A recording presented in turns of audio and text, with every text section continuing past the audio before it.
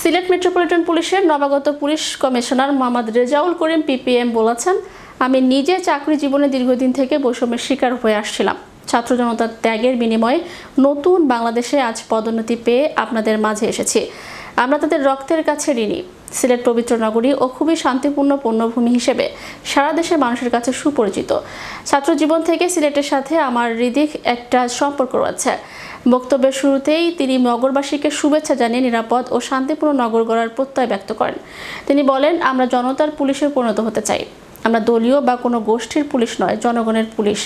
SMP commissioner দুপুরে police কমিশনারের কার্যালয়ের কনফারেন্স হলে সিলেটে কর্মরত প্রিন্ট, ইলেকট্রনিক ও অনলাইন মিডিয়ার সাংবাদিকদের সাথে মতবিনিময় সভায় এসব কথা বলেন। এ সময় উপস্থিত ছিলেন সিলেট প্রেস ক্লাবের সভাপতি ইকরামুল কবির, সাধারণ সম্পাদক সিরাজুল ইসলাম, সিলেট জেলা প্রেস ক্লাবের সাধারণ সম্পাদক সাদিদার আলম চৌধুরী নোবেল, ইমজার সভাপতি সজল ছত্রী, সাধারণ সম্পাদক শ্যামানন্দ দাস সহ সিলেটে কর্মরত সকল প্রিন্ট, ইলেকট্রনিক ও অনলাইন গণমাধ্যমের সাংবাদিক বৃন্দ উপস্থিত ছিলেন।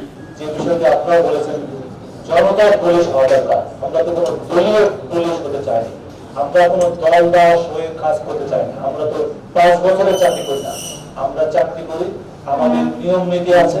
একটি প্রজাতন্ত্রের যে কর্মচারী হিসাবে আমাদের যে দায়বদ্ধতা আছে